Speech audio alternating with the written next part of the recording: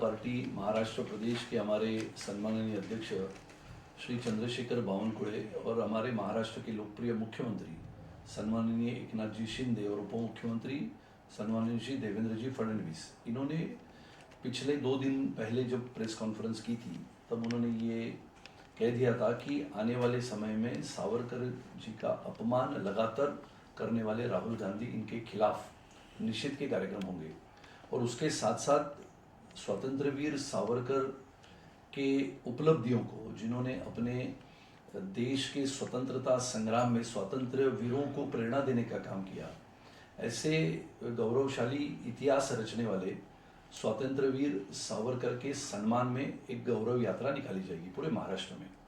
और वो गौरव यात्रा महाराष्ट्र, मुंबई, अलग अलग जिलाओं में, अलग अलग मंडलों में होगी और उसका सबसे पहला मुंबई का कार्यक्रम आज बोरिवली विधानसभा में शाम को 6 बजे हो रहा है।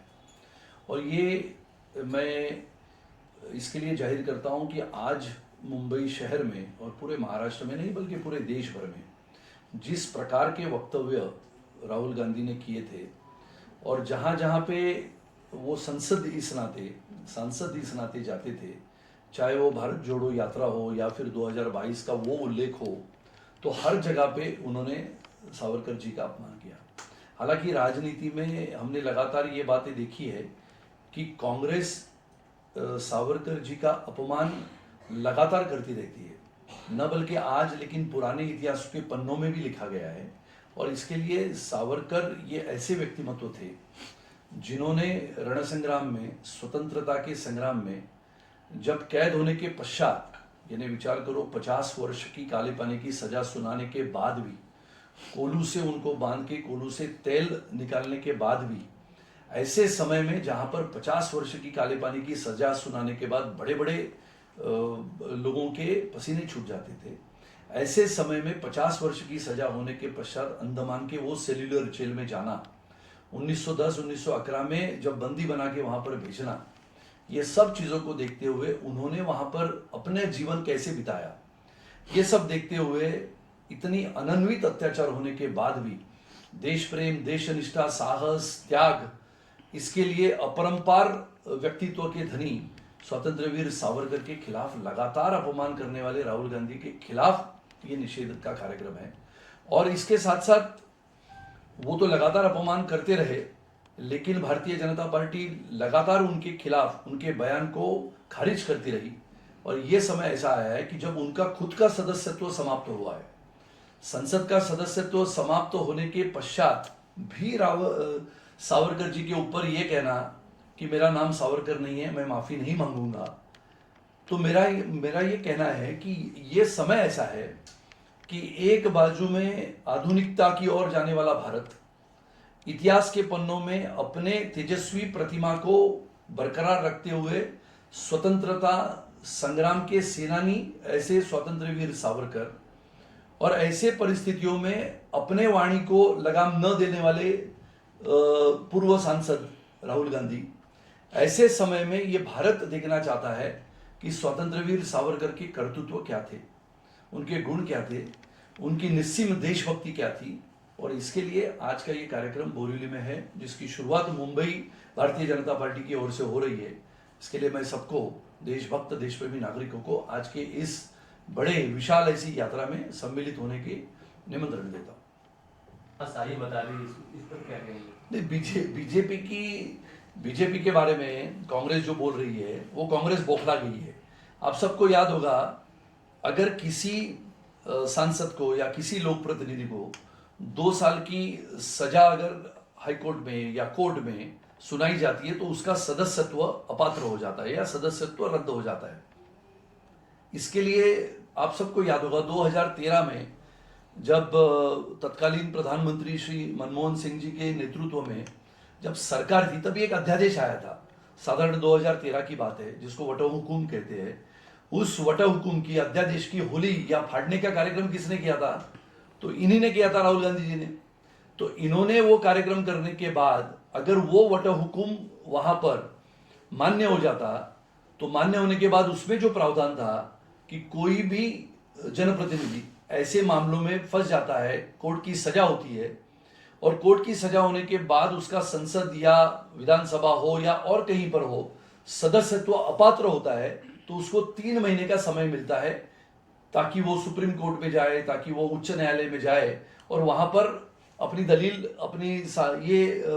वहां पर अर्जी दे कि मेरे हाथों से ये हुआ था, या मैं माफी मांगना चाहता हूं, या फिर आगे चल के इन कागजों के प्रति अगर हम ध्यान दें तो ये पता लगता था कि 3 महीनों का प्रावधान था, लेकिन ये 3 महीनों का प्रावधान रद्द करने का काम भी इसी समय हुआ था जब इनकी सरकार थी। तो इसके लिए भारतीय जनता पार्टी की तानाशाही वगैरह की जो बात है वो सब झूठी है। भारतीय जनता पार्टी सच्चा देशभक्त नागरिकों की पार्टी है और मैं मानता हूं कि पिछले 9 साल के कार्यकाल में ये देश निश्चित रूप से बलशाली सामर्थ्यशाली हुआ है। संजय राउत ने कहा है सावरकर यात्रा भाजपा की ढोंग है, विपक्ष मजबूत है। विपक्ष का मजबूत है तो राष्ट्रवादी कांग्रेस का एक तो बयान बताओ मुझे। राष्ट्रवादी कांग्रेस ने एक भी बयान नहीं किया। मैं आपको, ये पुस्तक है स्वतंत्र वीर सावरकर के असत्य के प्रयोग, यानी उनके ऊपर जो असत्य के प्रयोग कांग्रेस ने किए थे, उसमें बहुत ही सटीकता से ये पुस्तक है स्वतंत्र वीर सावरकर राष्ट्रीय स्मारक का। इसमें क्या लिखा है मैं सिर्फ पढ़ के बताता हूं। इसमें ऐसा लिखा है कि पंतप्रधान, तत्कालीन पंतप्रधान इंदिरा जी गांधी, इन्होंने 28 मई 1970 इस दिन सावरकर जी के ऊपर उनके जयंती के उपलक्ष्य में सम्मानार्थ पोस्ट का टिकट निकाला था। क्या ये गलत था? तो तब विरोध क्यों कांग्रेस ने नहीं किया? उसके बाद लिखा है कि 28 मई 1979 को उप पंतप्रधान बाबू जगजीवन राम जी, इन्होंने मुख्यमंत्री तत्कालीन शरद पवार जी के उपस्थिति में स्वतंत्र वीर सावरकर राष्ट्रीय स्मारक का शिलान्यास किया। उपस्थित कौन थे? तो मुख्यमंत्री इस नाते सम्माननीय श्री शरद राव जी पवार। 28 मई 1989 उपराष्ट्रपति शंकर दयाल शर्मा जी के हाथों स्वतंत्र वीर सावरकर राष्ट्रीय स्मारक का उद्घाटन महाराष्ट्र के तत्कालीन मुख्यमंत्री सम्माननीय श्री शरद राव जी पवार इन्होंने किया। आप मुझे ये बताइए कि ये सब चीजें जब हो रही थी तब स्वतंत्र वीर सावरकर थे। जब कांग्रेस की सरकार थी 2004 से लेकर 2014 तक, तब स्वतंत्र वीर सावरकर के खिलाफ एक भी शब्द कांग्रेस ने नहीं कहा। 2014 में आदरणीय मोदी जी की नेतृत्व में सरकार बनी, तब से लेके सावरकर के विरोध में कांग्रेस उतर गई है और इसके लिए 2019 के बाद लगातार कांग्रेस ने सावरकर जी का अपमान किया है।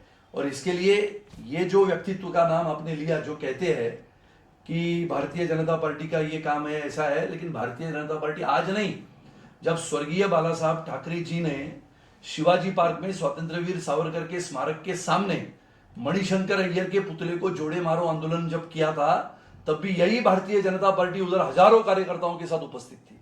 इसके लिए उनको कहो पहले अपने गिरेबान में झांक के देखे कि हिंदुत्व की भाषा क्या है। शिवसेना ये भी आरोप लगा रही है भाजपा पर कि जब चुनाव आता है, शिवसेना तो अभी ठाकरे का आरोप ऐसा है कि जब भी चुनाव आता है, इलेक्शन का माहौल होता है, तो भाजपा को वीर सावरकर की याद आती है। नहीं, ये बात नहीं। आप सबको याद होगा 2019 के इलेक्शन के बाद यही श्री राहुल गांधी ने यह बताया था, सावरकर जी के खिलाफ अपमानजनक शब्द का उपयोग किया था।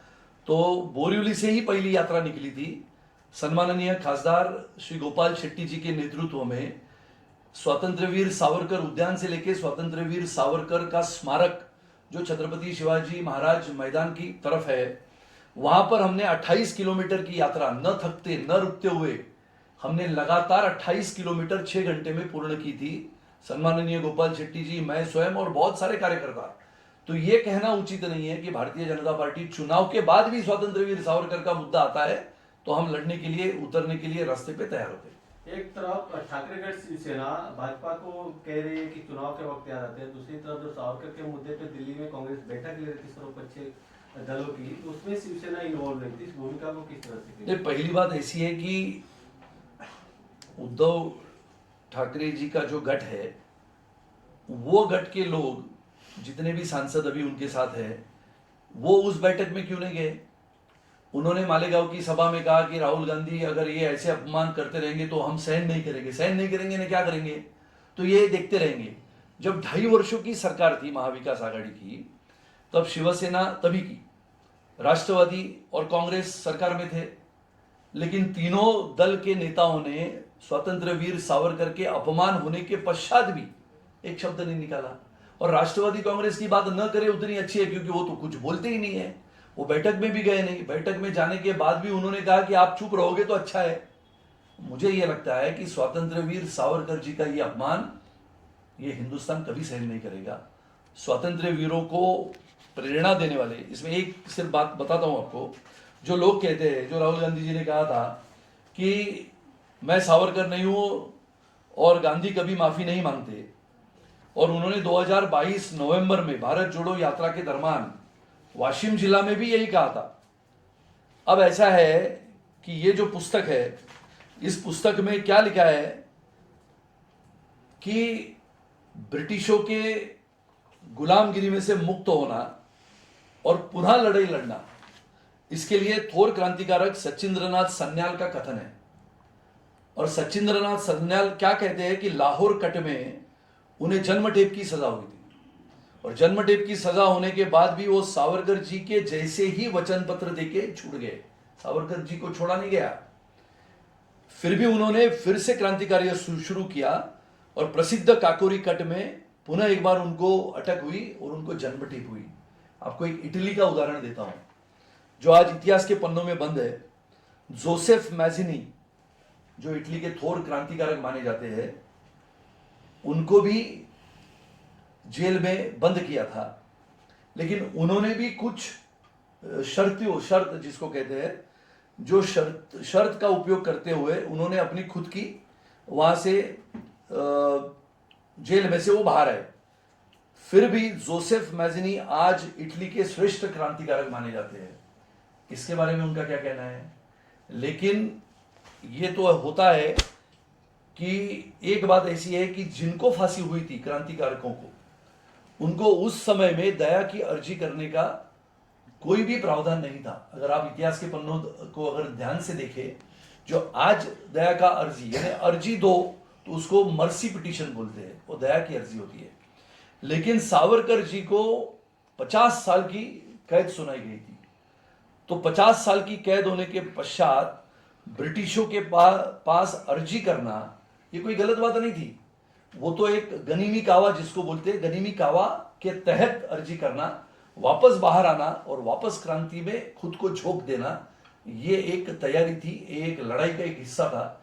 इसके लिए भारतीय जनता पार्टी की ये भूमिका न बल्कि मुंबई प्रदेश में पूरे देश भर में है कि स्वतंत्र वीर सावरकर के साथ ये भारतीय जनता पार्टी खड़ी है, क्योंकि भारतीय जनता पार्टी की विचारधारा सच्चे देशभक्त की है, राष्ट्र प्रेम की है, राष्ट्र की विचारधारा को लेते हुए भारतीय जनता पार्टी चलती है। एक आखिरी सवाल है सर, मुंबई में शरद पवार महानगर पालिका इलेक्शन को देखते हुए पहली सभा लेने जा रहे हैं, क्या लगता है इस बार उसका असर बीजेपी पे कुछ पड़ेगा? नहीं, सभा होने के बाद इसका उत्तर हम देंगे, लेकिन भारतीय जनता पार्टी के ऊपर असर नहीं पड़ेगा। भारतीय जनता पार्टी ये टेलीविजन, ये चैनल्स, इसके पहले भारतीय जनता पार्टी संघर्ष से बनी हुई पार्टी है, और जमीन से जुड़ी हुई कार्यकर्ताओं की फौज लेते हुए भारतीय जनता पार्टी चलती है। जम्मू कश्मीर से लेके हर विषय को भारतीय जनता पार्टी ने सत्ता में आने के पश्चात न्याय देने की भूमिका में रहे हैं। इसके लिए ये जो सभा का विषय है वो सभा के पश्चात हम देखेंगे।